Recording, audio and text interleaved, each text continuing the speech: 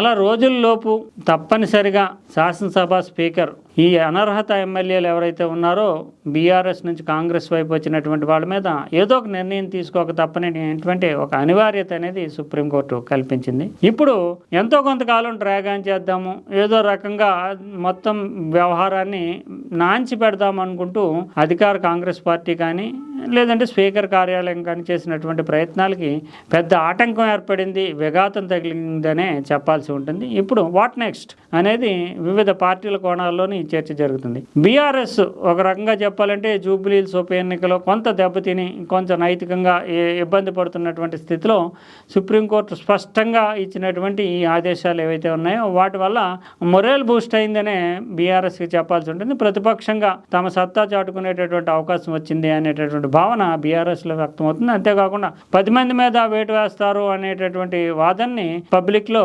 ప్రచారంలోకి పెడుతుంది. దీనివల్ల విస్తృతంగా బీఆర్ఎస్కి సంబంధించినటువంటి చర్చ మీడియాలోని పబ్లిక్లోని జరిగే విధంగా, అదేవిధంగా పాత కేసులు కొన్నిటిని ఉదాహరిస్తూ బీఆర్ఎస్ పెద్ద ఎత్తున ఇది పార్టీకి లభించినటువంటి ఘన విజయం అనే కోణంలో ప్రచారానికి శ్రీకారం చుడుతుంది. ఎందుకంటే జూబ్లీహిల్స్ ఉప ఎన్నికలో లభించినటువంటి ఓటమి కారణంగా కొంత దెబ్బతిని ఉండి అదే వార్తల్ని వివిధ కోణాల్లో మీడియాలో వైరల్ అవుతున్నటువంటి పరిస్థితిలో సుప్రీంకోర్టు తీర్పు ఆధారంగా బీఆర్ఎస్ మరోసారి తన వైపు టర్న్ చేసుకోవడానికి పొలిటికల్ ప్రచారాన్ని ఒక సాకుగా, ఒక కారణంగా కనిపిస్తుంది. ఇది నిజంగానే ఖచ్చితంగా బీఆర్ఎస్కి సంబంధించి ఒక పాజిటివ్ రిజల్ట్గా, పాజిటివ్ ఫలితంగా మనం చెప్పాలి. ఇంకోవైపు కాంగ్రెస్ పార్టీ నిన్న మొన్నటి వరకు ఎన్నికలు జరిగితే ఎంతవరకు ఫలితం వస్తుంది, ఎంతవరకు మనము మళ్ళీ ఉప ఎన్నికలకు వెళ్తే విజయం సాధించగలుగుతాం తెలియనటువంటి పరిస్థితుల్లో ఈ శాసనసభ్యుల అనర్హత విచారణని సాధ్యమైనంత వరకు పొడిగించడము, ఉప ఎన్నికలు రాకుండా చూసుకోవడం, వాళ్ళపైన అనర్హత వేటు పడకుండా చూసుకోవడం, ఈ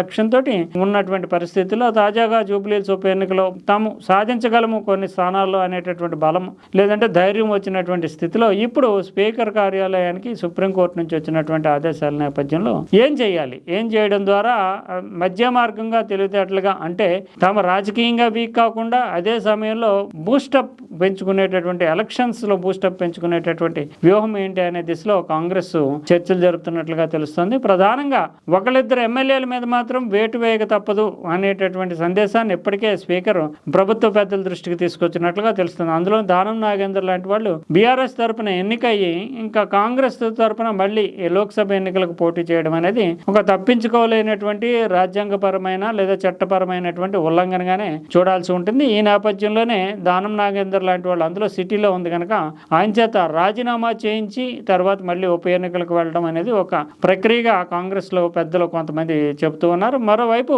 చూస్తే కనుక కడియం శ్రీహరి మీద కూడా వేటు పడుతుందని కొన్ని విపక్షాలు చెప్తున్నాయి. అయితే దాన్ని తప్పించుకునే వ్యూహం ఏంటి అనే దిశలో కూడా చర్చలు నడుస్తున్నాయి. అయితే మిగిలిన 8 మంది ఎమ్మెల్యేలు మాత్రం ఎటువంటి రాజీనామా లేకుండానే కాపాడుకోవాలనే వ్యూహం అధికార పార్టీలో కనిపిస్తుంది. అందుకు గాను వాళ్ళు చూపిస్తున్నటువంటి ఆధారాలు అంటే స్పీకర్ నిర్ణయం తీసుకుని స్పీకర్ ఒక ఎమ్మెల్యే మీద మాత్రమే వేటు వేసి తర్వాత మిగిలినటువంటి ఎమ్మెల్యేలకు సంబంధించి ఆధారాలు ఏమీ లేవు పార్టీ ఫిరాయించినట్లు అని చెప్తే కనుక భవిష్యత్తులో దీని మీద అంటే ట్రిబ్యునల్ చైర్మన్ హోదాలో స్పీకర్ నిర్ణయం తీసుకున్న తర్వాత మళ్ళీ సుప్రీంకోర్టు విచారణ చేసే అవకాశం ఉంటుంది. విచారణ చేసేటటువంటి క్రమంలో ఇప్పటి వరకు బీఆర్ఎస్ నుంచి కాంగ్రెస్లోకి వచ్చినటువంటి ఎమ్మెల్యేలుగా చెబుతున్న వాళ్ళు ఎవరు కూడా కాంగ్రెస్ పార్టీ సభ్యత్వాన్ని తీసుకోలేదు. అదే సమయంలో బీఆర్ఎస్కి పార్టీ చందాగా ఎమ్మెల్యేల నెలవారీ వేతనం నుంచి కొంత మొత్తం వెళుతుంది. దానిని కూడా ఈ ఎమ్మెల్యేలు ఆపలేదు. అంటే పార్టీకి విధేయంగా ఉండబట్టే మేము పార్టీకి ఇంకా చందాన్ని చెల్లిస్తున్నాము. అటువంటి నేపథ్యంలో మమ్మల్ని ఎలా అనర్హత వేటు వేస్తారు అంటూ దాన్ని ఒక ఆధారంగా పెట్టుకుంటూ